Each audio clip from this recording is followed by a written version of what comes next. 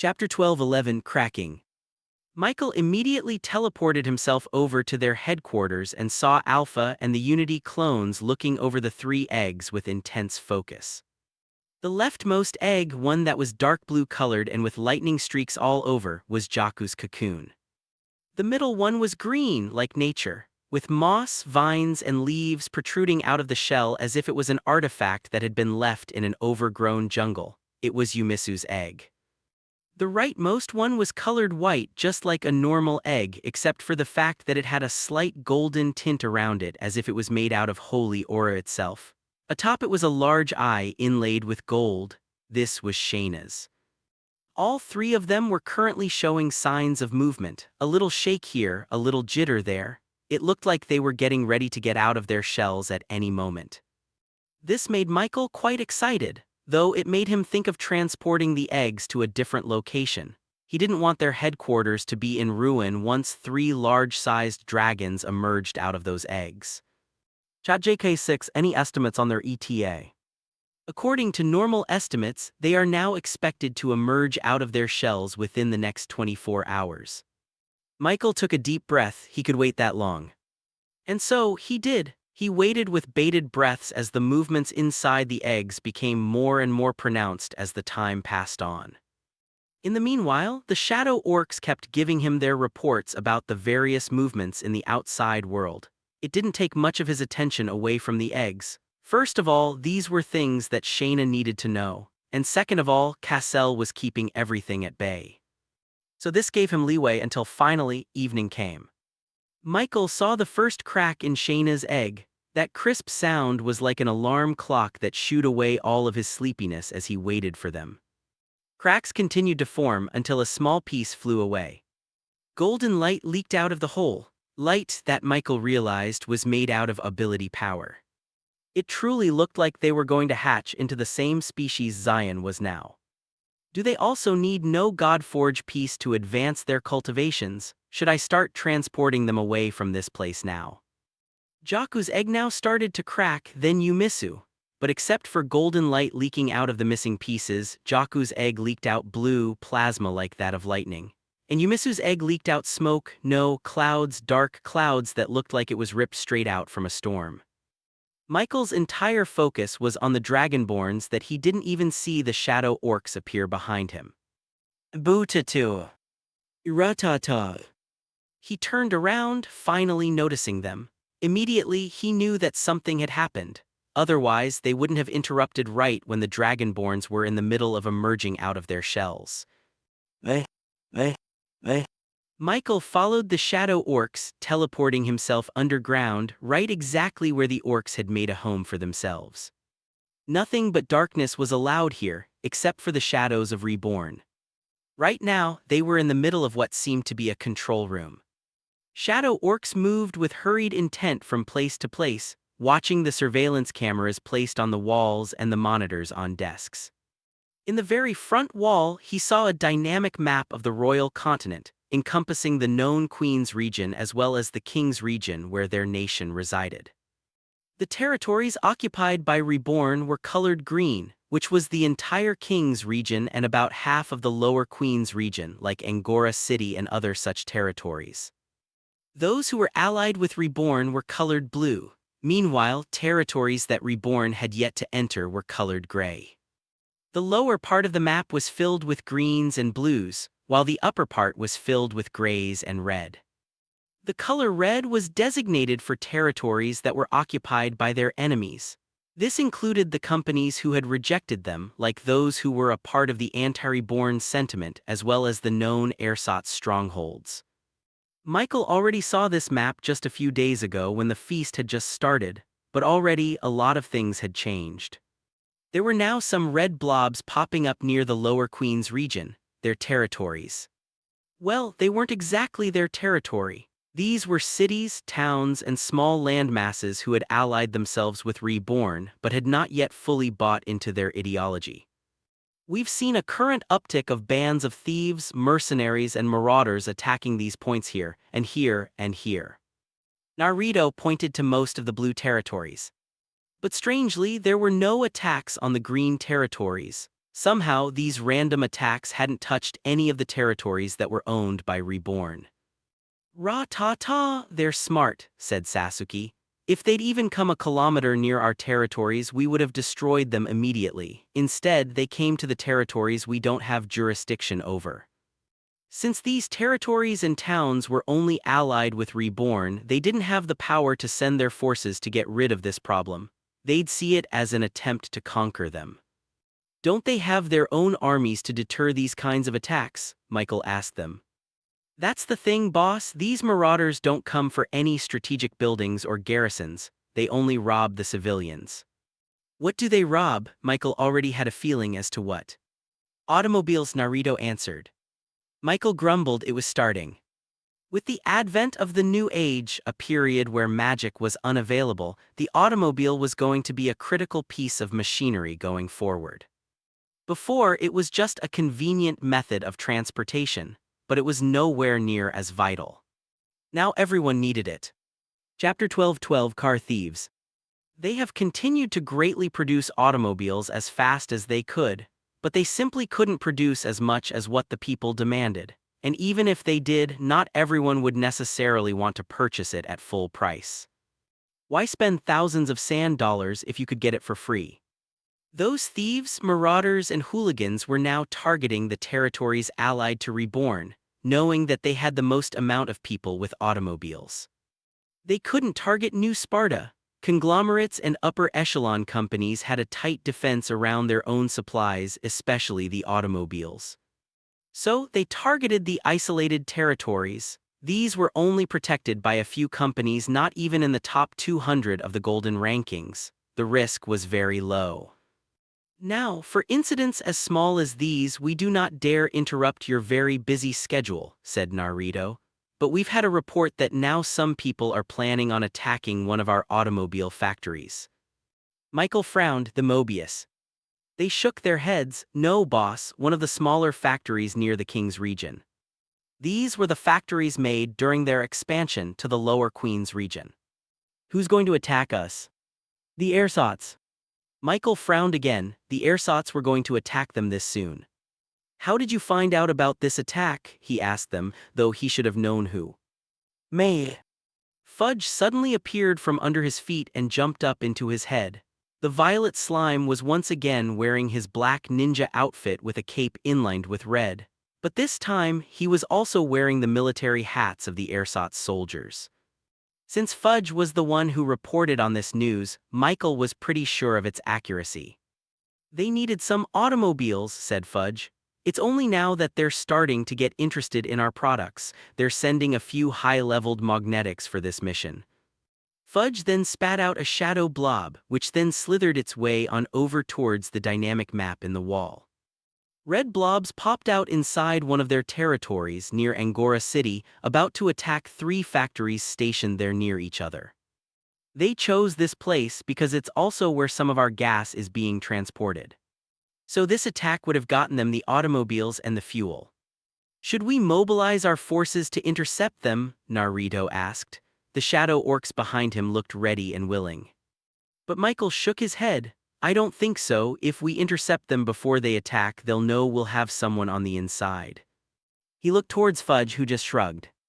Michael still wanted the Ersatz to be oblivious about their spies inside. That way, they'd have free rein to start their cleansing of their brainwash from the inside out. "We'll let them attack the factories," he said, "then we'll defend." He ordered them to start evacuating the night shift employees from the factories, making sure that no one would be inside once the fight broke out. "You heard the boss. Bark Sasuke, Ra-ta-ta. Ra-ta-ta. This is our chance to finally advance our cultivation," said Naruto. "Bu-tu-tu. Bu-tu-tu." After their preparations, the shadow orcs began to teleport straight into the factories, turning themselves into the shadows in the dark corners. Michael, of course, was nearby, watching everything through the mini drones he had positioned around the factories. This way, he could watch all 3 factories at the same time. Ideally, he wouldn't have to use his mini drones, but he would if it came down to it. Finally, the attack started. The ersatz soldiers and warriors burst through the windows of the factories, sending flash shards flying inwards. They moved with quickness, they didn't tarry and simply went towards their objective, the automobiles. They focused their forces on the warehouse where about 1,000 automobiles were stored. They even targeted the automobiles that were still in the middle of production, those that hadn't been painted or polished yet. As long as it could move, they started using their ability powers to miniaturize the automobiles into small, toy-like pieces. This allowed them to easily transport the stolen automobiles out and retrieve them for their own uses. And as some of these ersatz warriors were about to put the toy automobiles into boxes, a shadow suddenly engulfed his entire being. Weird rhythms and beats resounded throughout the entire factory. Shadow orcs emerged out from the corners, fighting off the ersatz warriors who quickly pivoted from retrieval to survival. They fought against the shadow orcs who were lower in cultivation than they were, but the shadows and element of surprise were with the orcs. It was an even fight. That was until the leaders of the ersatz warriors emerged. They were 9th stage body formation cultivators, one in each factory. The shadow orcs that tried to assassinate this warrior ended up injured or almost killed. They couldn't touch them. Should I move? Michael had half a mind to start blasting them with his Unity gun, when all of a sudden he felt a change in the atmosphere. The shadow orcs felt it too, and apparently the ersatz too. The 9th stage leaders all looked around warily. Michael scanned the room until he eventually found the cause of this disruption. In the first factory, he saw a man standing in the darkness. His entire body emanated a blue brightness that illuminated him. His features were sharp, eyes unbothered, one could even describe him as sleepy. The man took out his sword, lightning zapped through the blade as he did. The 9th stage ersatz leader frowned. He looked at the box containing the toy automobiles, only half had been filled. And with quick movements he flashed towards the box. The other ersatz warriors moved at the same time, blocking anyone from stopping their leader. They were going to sacrifice themselves for the retrieval of the automobiles. But just as the leader was about to move, blue lightning flashed through his neck. Then he was decapitated. Hey, I woke up for this. Michael's eyes widened, JAKU. Chapter 12-13, Anthropic Evolution. Michael was so shocked that he immediately teleported over to the factory. He needed to see this with his own 2 eyes or else he wouldn't be able to convince himself it was the truth. A young man stood in front of him, tanned skin, dark blue hair with light blue ends, sharp features. He looked like one of the typical adventurers Michael saw from those fantasy anime he'd watched during his first life. Added in his katana by his side, this man truly looked like he was a main character from a book. Boss. Jaku. Can I go home now? The young man asked. Michael was still quite flabbergasted and couldn't even respond properly. What's wrong? Jaku asked, as if he didn't even know that something had changed within himself. A few seconds later, shadow orcs emerged out of the ground and surrounded Jaku from all sides, their knives ready to stab at him at any second. Who are you? Identify yourself now or else. Lord Michael, please retreat as far away as possible. We'll deal with this problem. Jaku looked at the shadow orcs and laughed. Okay guys, nice joke, now can we go home now? Still, the shadow orcs kept their weapons aimed at this unknown human. They just saw him defeat a 9th stage ersatz soldier with ease. There was a possibility of him endangering their boss. It's me guys, what's going on with you? Yawn. It was at that moment that the shadow orcs' eyes widened. Sir Jaku, they screamed out. Of course it's me, who else would I be? Michael couldn't help but laugh to himself. Just like the orcs, he was only able to recognize the Dragonborn thanks to his uncanny ability to always yawn even in the middle of the most tense situations. Why don't you look for yourself? He said as he handed Jaku a piece of glass shards from the rubble. The Dragonborn lazily looked at his own reflection. What's everyone, who are you? To his surprise, Jaku dropped the mirror shard to the floor. Despite shattering in many pieces, the face reflected on its surface still showed a completely different face than Jaku was used to. What happened? As it turned out, Jaku had hatched from his egg and immediately looked for Michael. The Unity clones then told him where he was, and Jaku immediately teleported there using his own shadow clone. And once he saw the fight in the factory, he decided to join and finish the fight. In his hurry, he didn't seem to notice that he was now a lot taller than he was before. He was at least 6.5 feet tall now, towering over everybody. Not only that, but the dark scales on his body was completely gone, replaced by tanned human skin. In fact, everything about his physiology looked completely human. The only thing different was his organs inside. It resembled that of his dragonborn body but became more efficient and stronger in quality. His muscle, bone structure, and even his veins had become so much more durable and powerful that Michael theorized it would allow Jaku to apply strength beyond that of a normal human or demi-human or even draconian. He was sure of that. After all, he'd studied Infernus body structure as well. That young draconian was considered to be a prodigy, a talent beyond anyone had ever seen.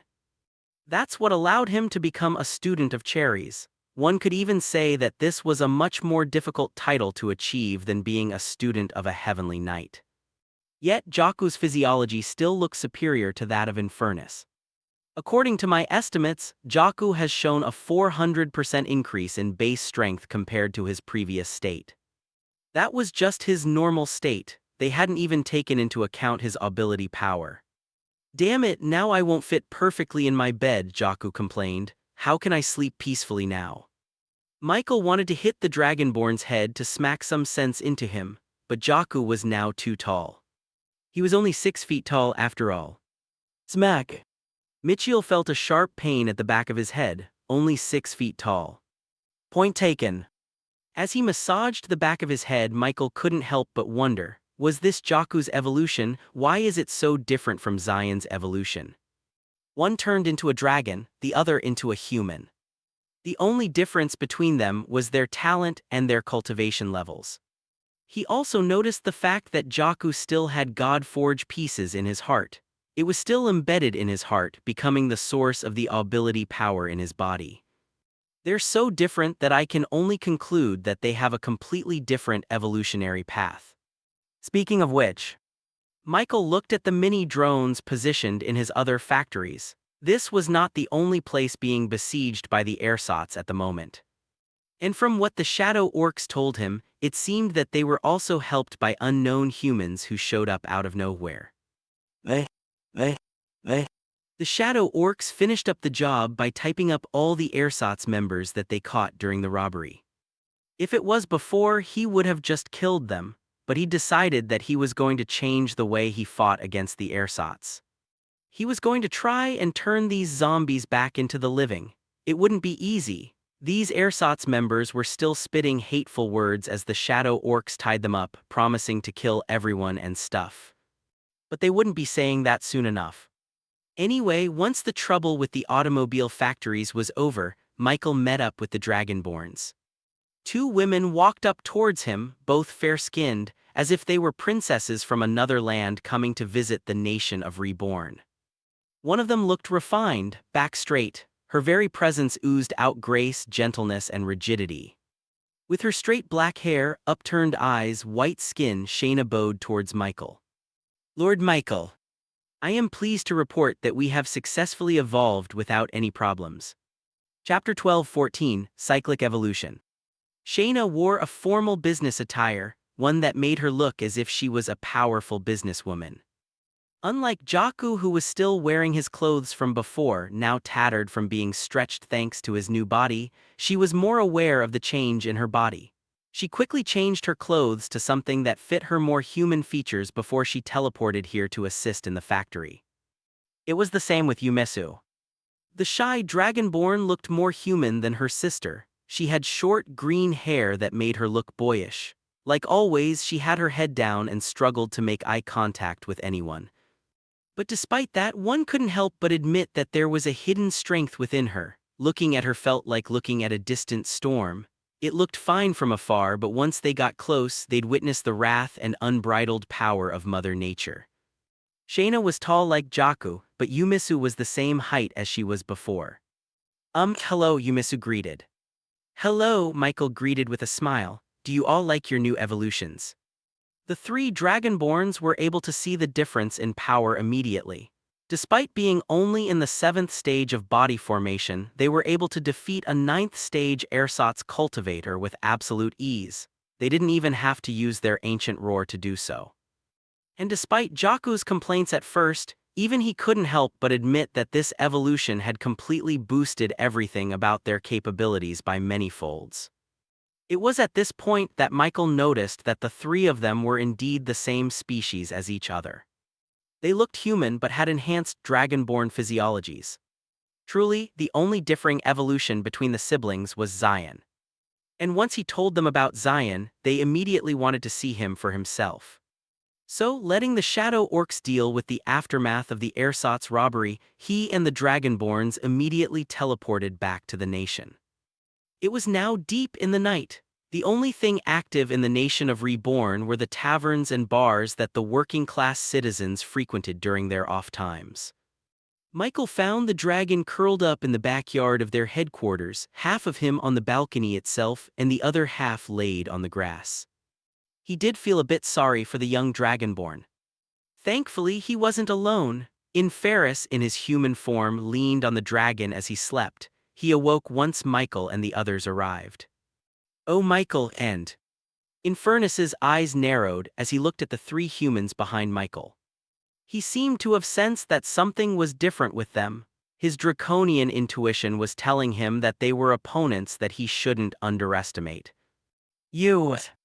Then once they got closer, Infernus sniffed the air. It was at that moment that his eyes widened with recognition.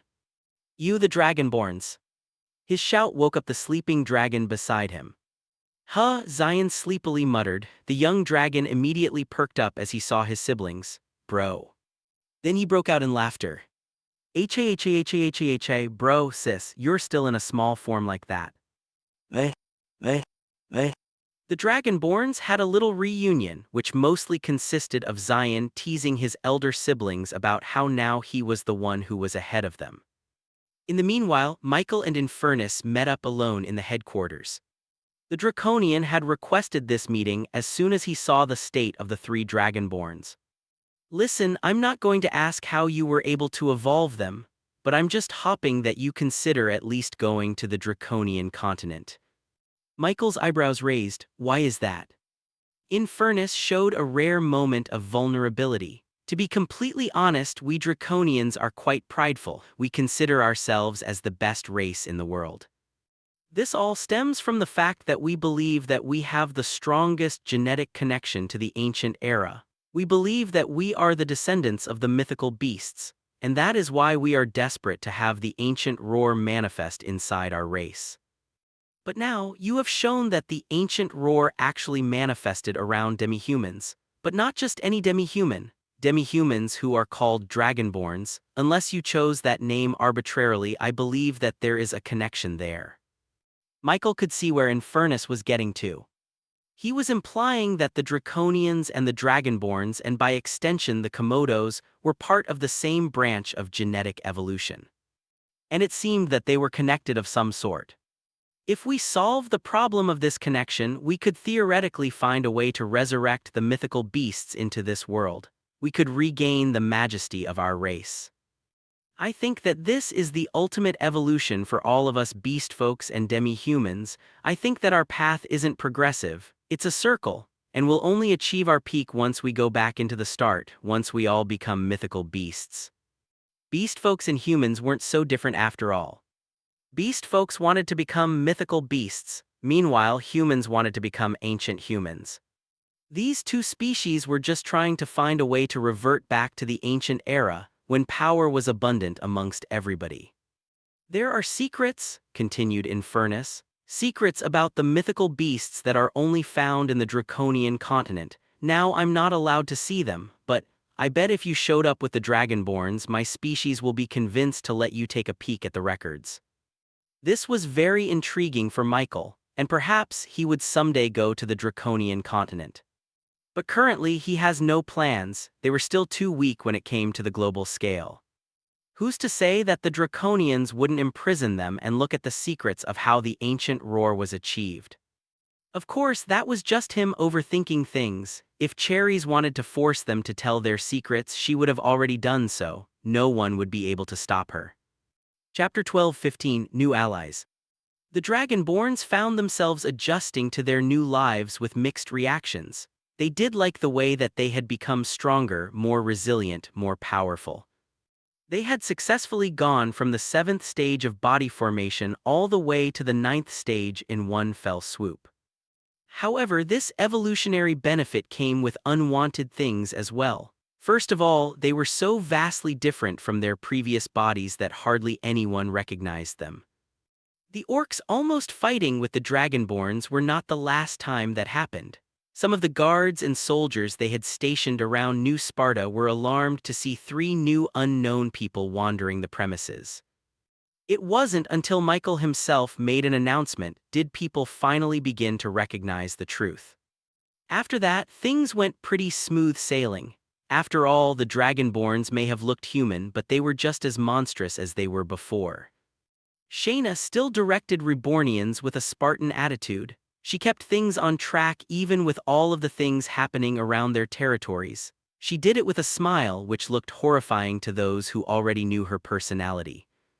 Jakku was still a monster at swordplay. Despite being late to every single training, he still wiped the floor against every person that he came across. Some hated him for it. After all, this new power spike gave more excuses for Jakku to laze around and sleep all day rather than train. Yumisu didn't appear to the public that much, but whenever a sudden rainfall and gust of wind battered their nation, everyone knew that the shy Dragonborn was getting emotional somewhere around the territory. And then there was the matter of Zion, or the dragon. It didn't take long for Rebornians to see him flying through the skies, casting a large shadow on the ground, and his presence caused destruction everywhere. Anytime he landed wrong, a building would collapse. Even after a few days of getting used to his new body, he still made the same mistakes as before. But it wasn't all that bad. The Dragonborn's reputation had spread all around the royal continent. Multiple companies and territories met with the Reborn Company to discuss automobiles and such. They all basically went in the same pattern. Representatives would meet Michael in their headquarters. They would request the purchase of automobiles for their organization or territory or company. "We hope that you'd prioritize our orders," they would say. Michael would give them a price, an inflated one, making the excuse that they didn't have that much production capacity. But in truth, this was just a basic negotiation tactic. Make the first price bigger so that when the opponent counters, the eventual price would level out to the original number. But instead of countering, they just accepted without lowering anything. Very well, sir, we accept." At first, Michael thought that they were just desperate to get automobiles, but then he noticed that they all kept looking around the room as if they were looking for something. No, for someone. "What's wrong?" he asked them. They fidgeted in their seats. We've heard that you have the famous Dragonborns by your side. Is it true about what they said?" Michael's eyebrows raised. Has the knowledge about the ancient roar already spread that far? About that the Dragonborns are descendants from the ancient era, their lineage has allowed them to become extremely powerful. I heard that they could even beat those guys from the upper echelons. As it turned out, the Dragonborns had gathered quite a fanbase amongst themselves. Somehow, it had been spread that the Dragonborns were somehow connected to the mythical beasts and the ancient humans. He thought they'd be famous for the ancient roar. The Shadow Orcs then explained to him about what happened. Among the elites and the upper echelons, it was true that the Dragonborns became famous because of their ancient roar. That reputation seemed to have bled over to the general public. But the public still had no idea about the ancient roar. They just know that the upper echelons and elites were regarding the Dragonborns with a lot of respect. Of course, the Dragonborns' actions during the New Sparta attack also helped their reputation within the public. They became the civic protectors. In fact, they seemed to be the very reason why some of the territories around Reborn suddenly changed their minds and wanted their protection. "We wish to be defended by the Dragonborns," they pleaded. Now this wasn't just a case of adoration, it was also necessary. They'd seen and heard about the attacks from marauders, robbers, and thieves targeting populations with automobiles. As leaders of those communities, they were the ones getting blamed for the lack of action being taken. They couldn't afford to build a better army, so it would just be better to ally themselves with Reborn. The Dragonborn's reputation definitely helped with that decision. If they could fight against the upper echelons, then they could definitely protect them from those low-life thieves. Michael accepted their terms as he always needed more allies in the south. Unfortunately for them, they were under the impression that the Dragonborns were too busy to meet, even though they were actually right in front of them. I'm tired," he said, slumping in his seat. These meetings were endless. More than a week of the same discussions had made him utterly exhausted. "Lord Michael, we still have work to do," Shayna said, standing in front of his desk with the same sharp posture she had from the beginning. How could she not be exhausted? "Our new allies have promised us trade that we have sorely needed. We'll need to compensate them as well," said Cassell, standing beside Shayna. Those new alliances helped supply them with the raw materials they needed to keep up with the automobile demands. This was good, of course, but in exchange, Reborn had to solve their problems like trade, protection, etc. Flanked by his two strict bosses, Michael couldn't help but sigh. Was this what they called suffering from success? Chapter 12:16, Warmth of Reborn. Michael finally found the motivation to stay up late once again. After all, solving their new allies' problems was very critical in how they progressed their company from now till the future. Once they've solidified this alliance, Reborn would finally have full control over the southern part of the royal continent. This included the King's region and the Lower Queen's region, all the way up to Metropolis. Once they did that, they could finally advance past Metropolis, over to the Upper Queen's region where the elites and the upper echelons resided. They already had the territory ready for them, so all they needed to do was consolidate their new position before starting the move. Also, helping their allies would further his goal of defeating the ersatz from the inside out. Ever since becoming allies, the Shadow Orcs had canvassed all of their new territories and couldn't help but notice the increasing uptick in ersatz soldiers and members. This is all because of one reason: poverty. With the large chasm separating the Lower Queen's region from the Upper Queen's region, the trade between the two had slowed to a crawl. Spices quadrupled in prices, raw materials quintupled, food became a luxury. And that was just the current price. The trends seemed to predict that the prices would continue to soar up as the situation everywhere became more and more dire. Magic was a large foundation of our world. Now that it's gone, our world has begun to tip off its kilter, said Cassell. And she was spot on. Without magic, things had become infinitely harder: food, water, and even basic living. After all, farmers had been used to using magicians to enhance their crops. Before, when they truly needed more food, they could simply ask a magician to hasten the growing process of their crops. Now they could only wait normally, which would take months. They needed food today. Of course, they could still do that if they truly wanted to. They could now ask magnetics to take the place of those magicians. Unfortunately, they would need to find a specific magnetic whose power could be applied to crops and food, and that required a ton of money, something that only the rich and the affluent could afford. If they wanted to survive, they would have to depend on other people. They would have to seek out stronger companies or organizations, selling their own loyalty in exchange for food and other such things. Or another option would be to forcefully take food from others. That's why robbers, thieves, and marauders grew in numbers. But even that wasn't sustainable. How were they going to make a living stealing if the ones they stole from had nothing too? That was where the ersatz came in. They came with the promise of power. They came in with the idea that they didn't have to spend thousands of gold coins just to hire a magnetic to bless their crops. They could just do it themselves, and all it would take was to become part of the ersatz. Now, most people knew something was fishy with this offer. After the attack on New Sparta, the upper echelons and conglomerates had a joint mission to spread information about the ersatz, about how they were the ones responsible for the attack as well as the loss of magic. But even with this knowledge, people will still inevitably cling to ersatz. They had no other choice: either make themselves a slave for the conglomerates or make themselves a slave for ersatz. One was better than the other, since one promised power and the other hoarded it for themselves. Now thankfully the territories in the south clung onto Reborn. They weren't that tempted by the ersatz, they simply weren't that desperate thanks to Reborn. Michael made sure to provide everything in Reborn: crops, materials, food, and everything else at normal prices. But others weren't that fortunate. They weren't anywhere near Reborn. The Shadow Orcs told him that there was a territory far in the north who had completely succumbed to the ersatz. It was a tragedy. That's why Michael had to start fixing things quickly. "We should start providing electricity for all our territories," he said to them, "for free, at least for now." There were no objections. He needed there to be a reason for people to flock to the Rebornian banner. He wanted to tell them that they didn't need to succumb to the dark side. Reborn was plenty warm. With the winter season coming, there was a real danger of entire cities becoming frozen to death.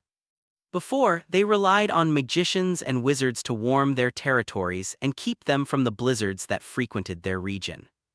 But now that magic was gone. Any fires they tried to make inside their houses would only last a few days. That was why they needed to spread electricity. With a simple flick of a switch, they could have warmth, light, and water in their houses. They didn't need magic. Reborn could provide them with everything. "Shayna, please inform our engineers about our plans. Cassell, start arranging everything we need to start the project. The materials, the manpower, everything."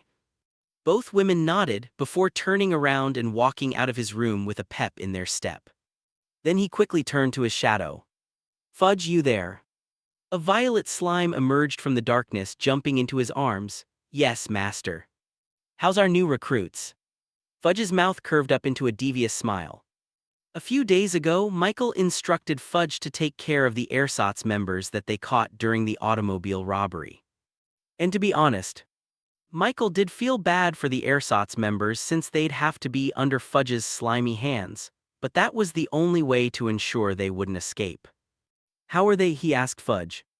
"They're feisty," Fudge replied, "but worry not, master, I'll knock some sense into them soon." Michael glared at Fudge. "That's not what they discussed." "Kidding, knock some sense to them using baseball, of course." For the first part of their rehabilitation, he ordered the ersatz members to experience the Rebornian life. Chapter 12:17, Meeting of the Five. Meanwhile, an undisclosed location in the upper regions of the royal continent, a small meeting took place. This meeting was enshrouded in darkness and mystery. For the sake of the 5 people inside this room, no one should ever know that they met in one location. After all, if anything happened to these people, the foundations of the world would quickly crumble and chaos would reign in society. These were none other than the leaders of the current 5 greatest companies in the entire world, the conglomerates. At one end of the circular table sat an old man. If one were to see this person in the streets, one would quickly dismiss him as a decrepit senior who was way past his prime. But everyone knew that this was a facade, a trap to lure in his prey before he pounced. After all, this man was the most feared person in the entire world. Perhaps the only people who would equal him in terms of reputation would be the supreme beings of the other species. Some would even say that he was the current supreme being of the human race. He was Is Vanderbilt, the owner, leader, and founder of the most successful conglomerate in the entire world. "So we meet again, my friends," Is said to the group of men and women by his side. "We should do this more often." His company wasn't enthusiastic about his words. "I fear for the world if the time comes when we meet daily," said a stern man on Is' left. His words were not an exaggeration. Whenever the leaders of the conglomerates meet, it wasn't because they wanted to catch up to each other. It was because they wanted to discuss a matter that could change the very nature of the world itself. Their latest meeting discussed the great migration of the beast folks onto the royal continent. And now, of course, their meeting would undoubtedly touch upon the disappearance of magic. "You Oscorps don't have any fun, do you?" Is said. "Have you no whimsy?" The stern man with pepper hair was the current patriarch of the second-ranked conglomerate in the world. He was Xander Oscorp, the only man who could rival Iz in terms of business acumen. Can we be serious here? Magic is gone. Am I the only one who's thinking about it? Our smiths aren't working properly. The man who spoke was a bald old man with a dark complexion. The well-built muscles underneath his overalls made up for the fact that he was a head shorter than everyone else in this room.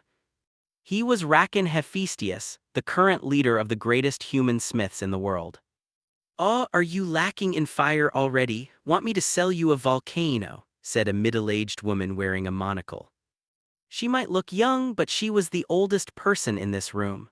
She attributed her young complexion to the fact that she was a well-traveled woman, but everyone here knew that she was using some kind of ability power to keep her youth from sagging. Of course, the truth was probably more obscure. Her conglomerate owned more territories around the world than any of the 4 other conglomerates combined. Her name was Uvera Goldstone, the queen of real estate. It was estimated that she owned about 40% of the entire world. "I don't need your volcanoes, I need a solution," said Rakan, pounding his hand on the table. "Sinclair, surely you can fix this."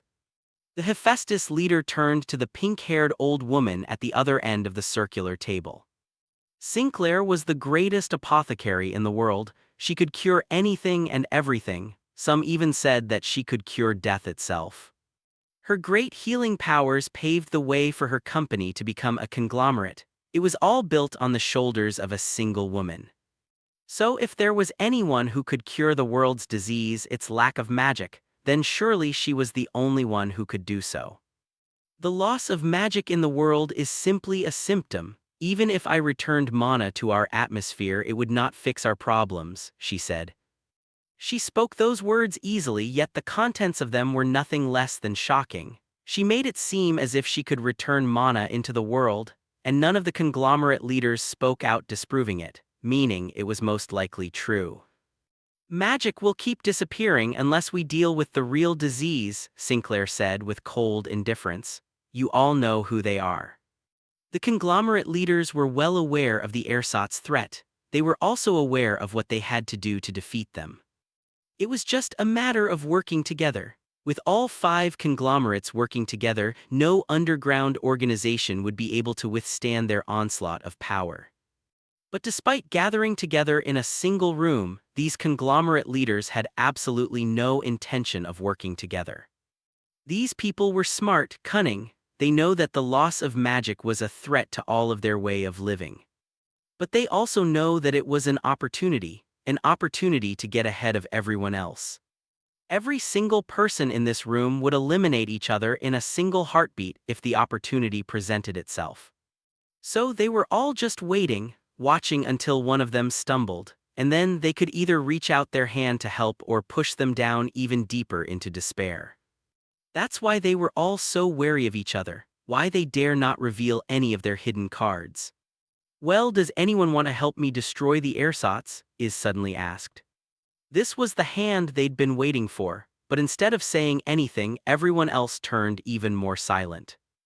If there was anyone here who dare not underestimate, then it was Iz. The man was a lion in the truest sense. He dared walk through the jungle because he knew he was the king among them.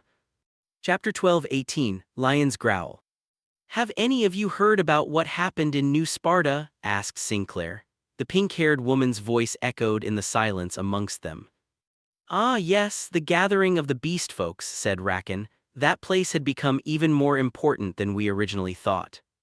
"That one I can agree with," said Xander. "Our Oscorp sub-branch has reported many things about that place."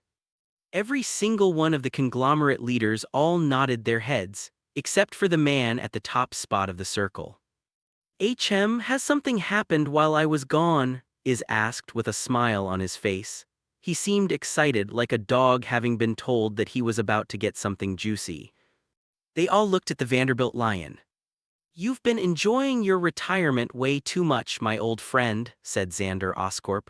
"There have been major developments in New Sparta, things that I have no doubt you will be interested in." Iz Oscorp leaned on the table. "Oh, like what?" "Like that automobile," said Uvera Goldstone. It's been a gift of the heavens. Our profits have been steadily increasing because of people traveling through my different territories. With that automobile, even peasants can go where only royals could previously go. Ration, have you seen it? The Hephaestus leader shook his head. It is a marvel of an invention. I desire to meet the maker of it. The insights that I learned while dissecting the automobiles have allowed me to progress my knowledge in nature, and here I thought I reached the peak. Everyone turned to him. So you can reproduce those automobiles? The stout man nodded. Yes, but I'm sure you all can too. Replicating the automobiles is as simple as rewriting a letter. Your researchers will be able to reproduce it themselves in no time. His guess was correct, of course. As soon as they saw the automobiles, they spent a lot of resources trying to reverse engineer its design. Vanderbilt began to laugh. Looks like I've truly been missing out. To think that there's such a thing that would make the infamous Hephaestus leader impressed. It wasn't long before began to deduce what they were talking about. I've seen those machines, he said. Ha ha ha, I see. The other conglomerate leaders paled once they'd heard that. Might have been late to the knowledge about automobiles, but that wasn't enough reason for them to underestimate him. In fact, even with their head start, they knew that would quickly catch up and surpass them in no time. That's what made him so scary. He had an innate understanding of business. The business lies in what makes those things move, he said to them. Crude oil, replied Xander Oscorp. We have found a few mining spots, but not enough to share or sell. I wonder where that company gets their fuel from. Now, they were finally getting to the very topic of their conversation. The Reborn Company, Uvera Goldstone muttered. They're quite the upstart one, aren't they? Be careful there, Pinky. They might surpass you and take your conglomerate spot soon, ha ha ha. Sinclair's Elixir was the lowest-ranked conglomerate amongst them. But even so, the prospect of a new company could surpass them was a laughable thought. Heck, even the sixth-ranked company in the Golden Rankings couldn't even get a whiff of Sinclair's Elixir. The youngest nascent spirit cultivator, the only magnetic demi-humans, and the ancient roar. Maybe they do deserve to have my spot, said Sinclair. At the mention of Reborn's accomplishments, everyone turned silent. Anyone know where this Michael kid came from? Makes me want to gobble him up, said Uvera Goldstone. Hey, I'll have dibs on him, said Ration Hephaestus. I've heard that this kid has some interesting works in his smithy. That bow alone is certainly something that would make me want to put him under my company. Then there's also that automobile.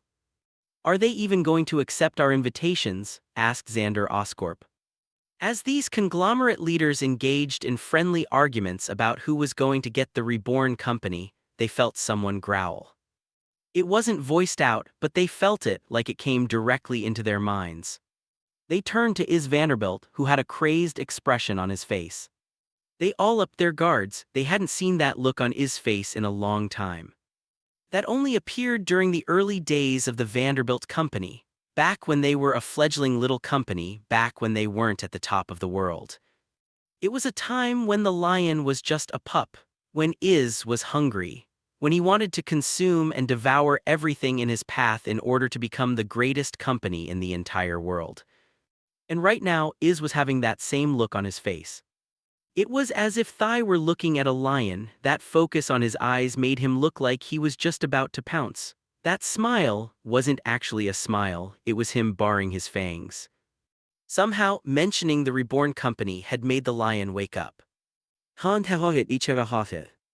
His laugh sent shivers down their spines. What made him act this way, they wondered. The answer was clear.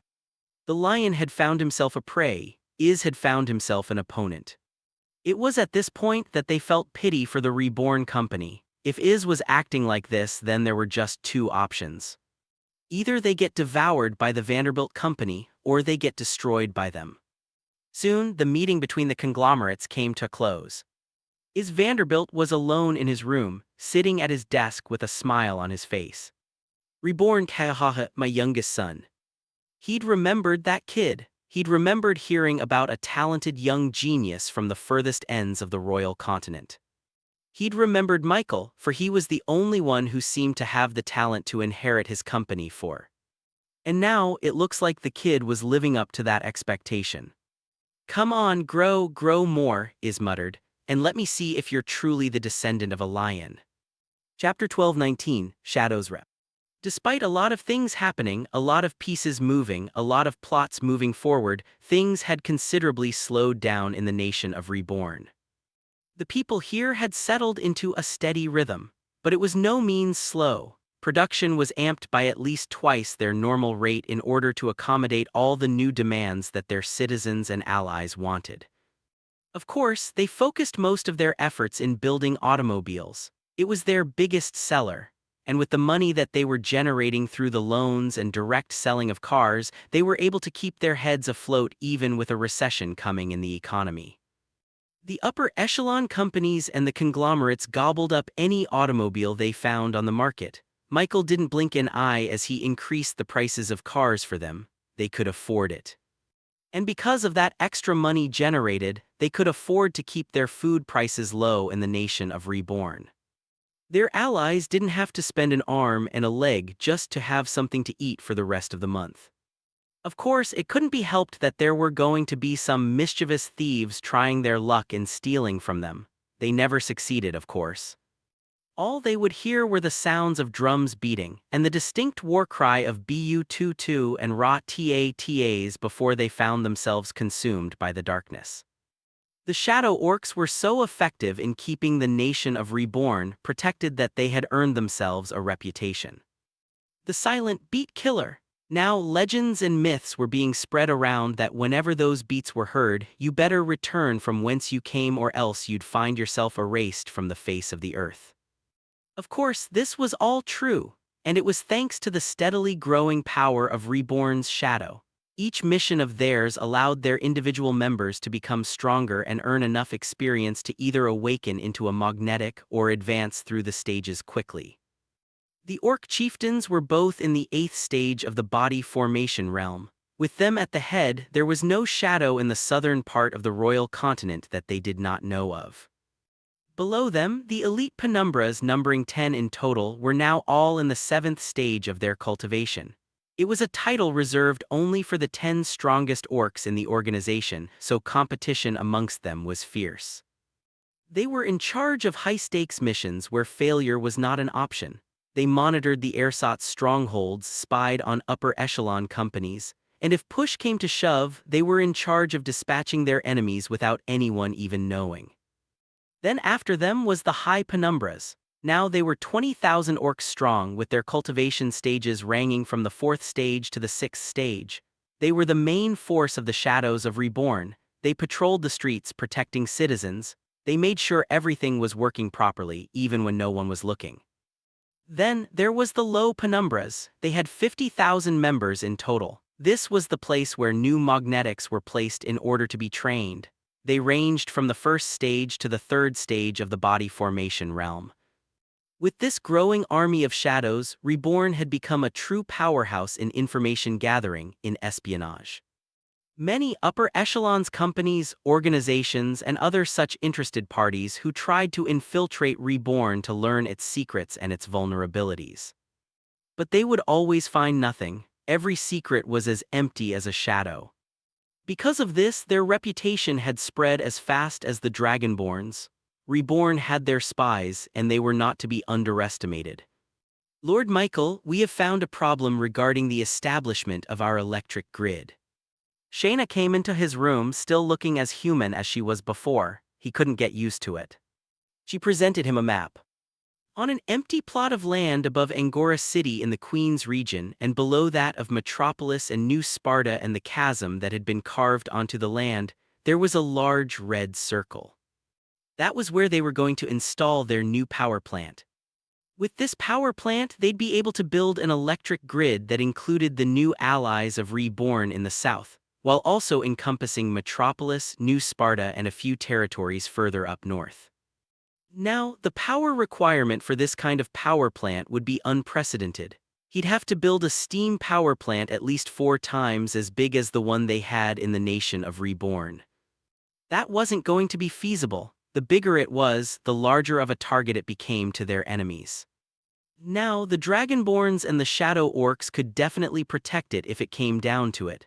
but it would just be a waste of their talents having to guard it for almost 24/7. Also, it would require a whole lot more materials to create and maintain. They didn't have such luxury in times like these. That's why Michael instead wanted to build a nuclear power plant.